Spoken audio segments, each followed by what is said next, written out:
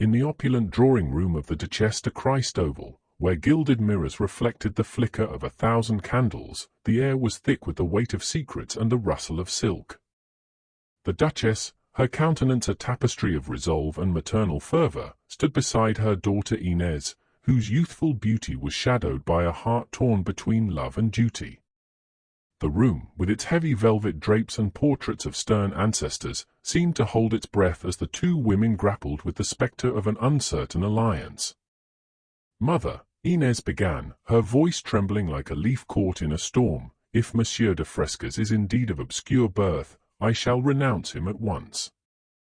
But you, in your turn, must not press me toward the Marquis de Montsorel." Her eyes, bright with the fire of conviction, pleaded for understanding. The Duchess, her posture rigid as the marble statues lining the hall, replied with a measured tone that belied her inner turmoil. "My opposition to this imprudent match is not to force you into the arms of a scheming family, Inez. I seek only your happiness, though you deem me harsh." Inez, her delicate frame quivering with defiance, countered, "Unreasonable, you call it. Yet who can say? You suspect him an adventurer, I believe him a gentleman. We stand at an impasse, with no proof to sway either heart." The Duchess's lips curved into a faint, weary smile. "Proofs will not tarry long. The Montsorels are eager to unveil his true visage, and I wager your Raoul will not delay in proving his worth. Was not his conduct yesterday noble beyond measure?" Inez's gaze softened, her heart stirred by the memory of Raoul's gallantry. "Mother, you see it too, his worth. You love him as I do you not?" The Duchess, her eyes glistening with unspoken affection, murmured, "Is he not the choice of your heart?" At that moment, the heavy oak door swung open, and a footman entered, bearing a sealed card. The Duchess's brow furrowed as she read the name, General Crustamment, secret envoy of Emperor Don Agustin I of Mexico. "What could he want with us?" she mused aloud, her voice tinged with apprehension. Inez, her heart leaping at the mention of Mexico, exclaimed, "News of my father, perhaps." The Duchess nodded to the footman. "Show him in." Entered General Crustamment, or rather, Vautrin, a figure of audacious masquerade. His stature was augmented by artifice, his blue coat resplendent with the lavish lace of a Mexican general, his white trousers gleaming, and a crimson scarf draped with theatrical flair. His hair, long and frizzed in the style of Murat, framed a copper-hued visage, and his speech, a curious blend of Provençal and Moorish gutturals, marked him as a stranger in this Parisian salon. He bowed with exaggerated courtesy, his sabre clinking at his side. "Is it indeed her grace, the Duchesse de Christoval, I have the honor to address?" he inquired, his eyes scanning the room with a predator's acuity. "Indeed, sir," the Duchess replied, her tone cool but curious. "And mademoiselle?" Vautrin's gaze settled on Inez, who stood with the poise of a princess. "My daughter," the Duchess confirmed. Vautrin's smile was a crescent of charm and menace. "Mademoiselle is then the Señorita Inez, Princess d'Argos in her own right. Your beauty, mademoiselle, explains your father's devotion. But, ladies, I must enjoin the strictest secrecy. My mission is perilous, and should our discourse be discovered, we would all be gravely compromised." The Duchess, her instincts sharpened by years of navigating court intrigues, pledged silence. Inez, her heart pounding with hope, pressed, "General, if this concerns my father, may I remain?" Vautrin, with a flourish of his plumed hat, declared, "You are nobles and Spaniards, I trust your word." The Duchess, ever cautious, instructed her servants to hold their tongues, but Vautrin waved a dismissive hand. "Speak not to them. To demand silence is to invite betrayal. I vouch for my own men. I swore to bring you news of Monsieur de Christoval upon reaching Paris, and here I am." "Tell us of my husband," the Duchess urged, her voice a taut string. Where is he? Vautrin's eyes gleamed with the thrill of his tale. Mexico, madam, has cast off Spain's yoke, declaring herself a sovereign state. There are no longer Spaniards in Mexico, only Mexicans. The Duchess's hand flew to her throat. At this moment, moments are but sparks where causes smoulder unseen, Vautrin replied, his voice a velvet snare. Mexico, craving liberty, has crowned an emperor. Your husband, the Duke, fought valiantly to preserve loyalty to Ferdinand VII, but his efforts were in vain. The Duchess, her composure fraying, protested, "My husband is no soldier." True, Vautrin conceded, but a loyalist of rare cunning. He acquitted himself nobly, and should he yet prevail, Ferdinand will surely name him viceroy. Inez, her voice a whisper of hope, asked, "Has my father received our letters?" Vautrin's shrug was a study in nonchalance. In such chaos, letters stray as readily as crowns. And what of Monsieur de Cristoval's fate? The Duchess demanded. Vautrin's tale grew darker, more vivid. The aged Amogos, a man of vast influence, saved your husband's life at the very moment I was poised to order his execution. Thus, our paths crossed. The Duchess and Inez gasped in unison, their faces pale as moonlight. I, too, faced peril, Vautrin continued, his voice rich with irony. I might have been hanged as a rebel or hailed as a liberator. Amogos, leading his miners, tipped the scales. He saved his friend, the Duke, and secured my allegiance. The Emperor, Iturbide, is but a puppet. Mexico's destiny lies with Amogos. The Duchess, her curiosity piqued, inquired, "Who is this Amogos, this arbiter of Mexico?" Vautrin's laughter was a low rumble. Unknown here?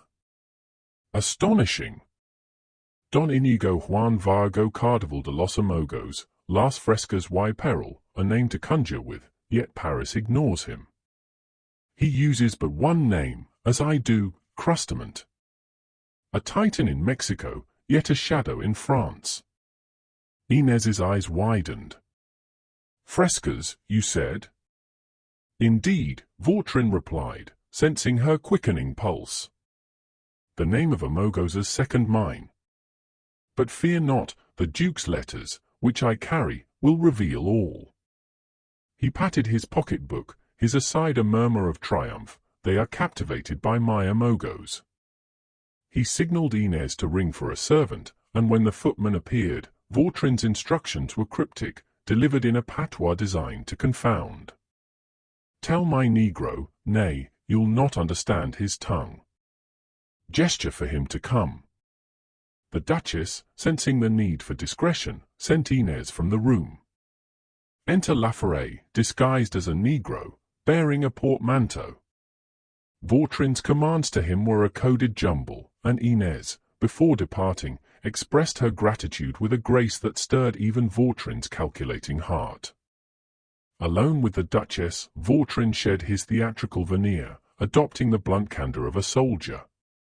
Now, madam, let us speak plainly. Your daughter, young and radiant, is besieged by suitors. Her father has tasked me with discovering if her heart has chosen one. The Duchess, her maternal instincts warring with her pride, replied, "Your question is bold, General. I cannot answer it." Vautrin's smile was a blade's edge. Silence, madam, invites the worst suspicions. Is she in love? She loves no one, the Duchess declared, though her eyes betrayed her fear. Then she may fulfill her father's wishes, Vautrin pressed, sensing the truth. You fear she has chosen, and I dread to ask, does her heart belong to a foreigner, rich, nameless, hiding his origins? The Duchess's breath caught. Frescas. Raoul de Frescas seeks her hand. Vautrin's triumph was a silent thunderclap. A youth of elegance, wit, 23 years old, romantic to a fault, desiring love for love's sake. The same, the Duchess admitted, her voice heavy with resignation. Then he is Imogo's son, Vautrin declared, producing a letter with a flourish. Read, madam, and see my authority from Imogo's and Christoval to seal this union. The Duchess, overwhelmed, called for Inez, and Vautrin, alone, savoured his mastery of the board.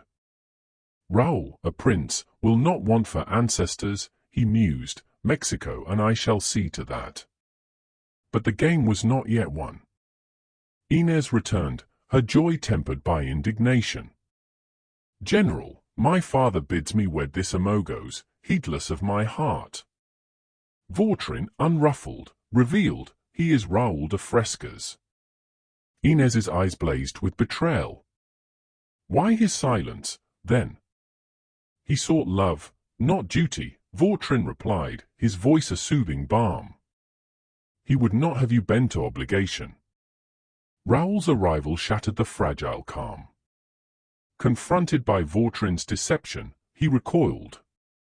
I will not consent to such villainy, he cried, his honor a beacon in the murk of Vautrin's schemes. Vautrin, with a serpent's guile, whispered, Speak, and you lose Inez and doom me to justice. The choice is yours. Raoul, torn between truth and loyalty, accepted the role of happy suitor, vowing to reveal all to Inez later. But the arrival of the Marquis de Montsorel, his rival, ignited fresh conflict. The Marquis, his pride wounded, challenged Raoul to a duel, a fight to the death, without seconds. Vautrin, ever the puppeteer, intervened, imposing his authority as Raoul's second, while the Duchesse de Montsorel's arrival cast new shadows. Her suspicions of Vautrin's imposture clashed with the Duchess's trust in his documents, and as the women withdrew to examine the papers, Raoul confronted Vautrin's infernal power. I withdraw from your influence, Raoul declared, his voice a clarion of defiance. But Laforet's urgent warning, the police were closing in, shattered the moment. Vautrin, undaunted, rallied his forces, plotting their escape to Mother Giroflee's by midnight. As the curtain fell, the drawing room, once a stage for love and ambition, stood empty, its secrets poised to unravel in the crucible of the coming night. In the dimly lit ground-floor chamber of the Montsorel mansion, where shadows danced upon the walls like spectres of intrigue, Joseph, the faithful servant, paced with a heart heavy with foreboding. The air was thick with the scent of wax and the musk of old tapestries, and a single candle flickered, casting its frail light upon his anxious countenance. The cursed white mark appears tonight on the garden wicket, he muttered, his voice a low tremor in the silence. This cannot endure, the devil himself must know how it will end. Better there than in the apartments, though, when the signal comes, I can meet him in the open. As if summoned by his thoughts, a faint humming broke the stillness, a tune, haunting and familiar, that sent a shiver through Joseph's frame. The door creaked, and Laforet slipped in, his eyes glinting with the cunning of a fox. "Who are you?" Joseph demanded, but Laforet's cryptic gesture silenced him. "A new one," Joseph ventured. "No, an old one," Laforet replied, his tone laced with irony. Then Butters appeared, his presence adding to the growing menace. "Three of you!" Joseph exclaimed, his voice rising with alarm. "Four, with you," Laforet corrected, pointing at him. "We've business here, and no time for your fears." Joseph, his loyalty warring with his dread, protested, "Do you mean to rob the house?" Laforet laughed, a sound sharp as a blade. "Thieves, he calls us. We make money, like any man of commerce." Before Joseph could retort, the door swung wide, and Vautrin entered, a figure of commanding menace. Clad in a brown coat and blue trousers, his short hair and black waistcoat evoking a Napoleon stripped of imperial pomp, he extinguished the candle with a flick of his hand, the beam of his dark lantern cutting through the gloom. "Lights," he barked, his voice a whip. "You think yourselves respectable still?" I expect such folly from this fool. He gestured at Joseph. But you others. To Butters, he ordered, stuff wool in his ears and keep him there. Speak softly. To Laforet, he demanded, the youngster.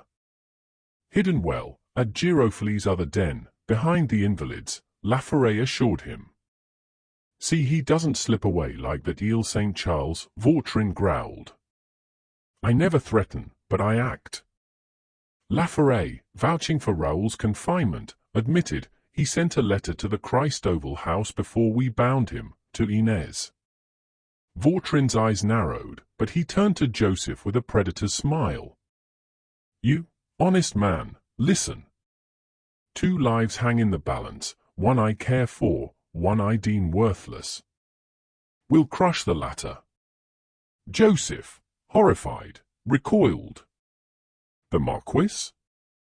I'll have no part in it. Laforet's voice was cold. Your consent isn't required. Butters grinned. The wine's drawn, friend. Vautrin's patience snapped.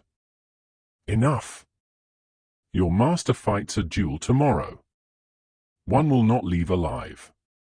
Imagine it done, and your Marquis betrayed. He outlined a sinister plan. Laforet and Butters would hide, then, under cover of night, enter the Marquis's room and hurl him from the window, a staged suicide to avert suspicion. Alone, Vautrin mused, his mind a labyrinth of schemes. All is saved, save one traitor, Blondit. I'll point him out to the Duke as the Viscount's murderer. And the Duchess's strange behavior, its motive will seal the Marquis's fate.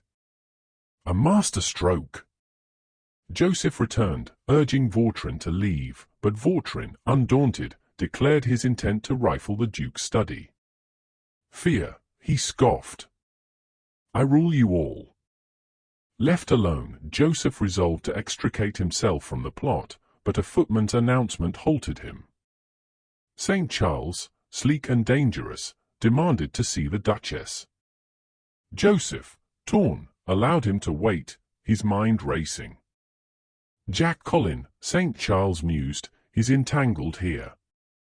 Choose, Joseph, him or me. Joseph, desperate, revealed the duel between the Marquis and Raoul. St. Charles, seizing the opportunity, prepared to confront the Duchess, his ambition a ravenous beast. The Duke saw me as a tool, he thought, but I'll feast on their secrets.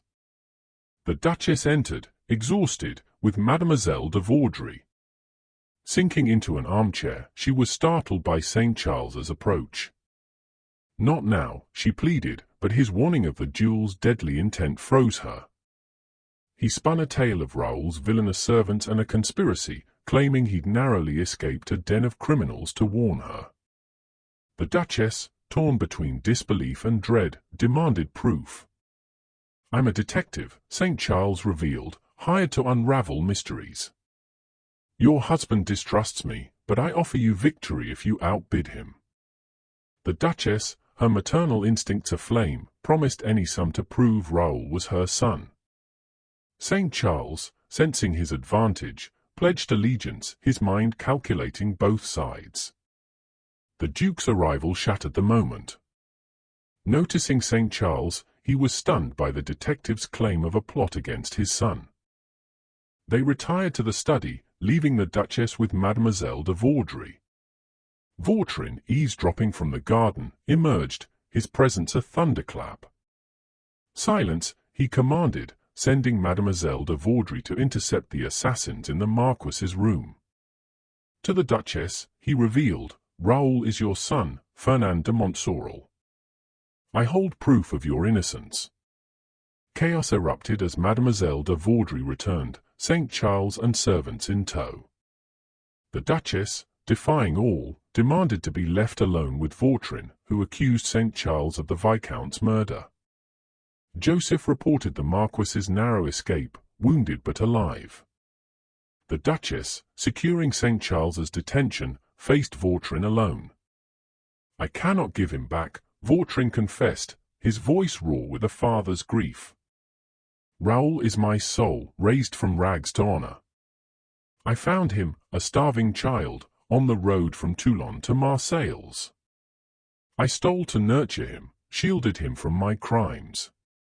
The Duchesse, moved to tears, knelt, praying for his redemption. You belong to me, she vowed, I will change you. The Duke stormed in, ordering Vautrin's arrest, but the Duchess's revelation, that Vautrin saved their son, stayed his hand. Vautrin produced damning documents, exposing St. Charles's treachery and proving Raoul's legitimacy. The Duke, overwhelmed, sank into a chair, his world upended. The Duchesse de Christoval and Inez arrived, bearing Raoul's letter confessing his origins and renouncing the duel. The Duchess assured them no duel would occur, Inez would wed Fernand, now Marquis de Montsorel. Raoul, freed, entered, bewildered to find his true parents. Vautrin, absolving him of ingratitude, prepared to face justice. As gendarmes burst in, all shielded Vautrin, but he surrendered, urging the Duchess to dismiss Joseph, the traitor. To Raoul, he whispered of a future meeting at a church door, then departed with the officer, his fate sealed. The Montsorel mansion, its secrets laid bare, stood silent, as love and honor triumphed over the abyss of deceit.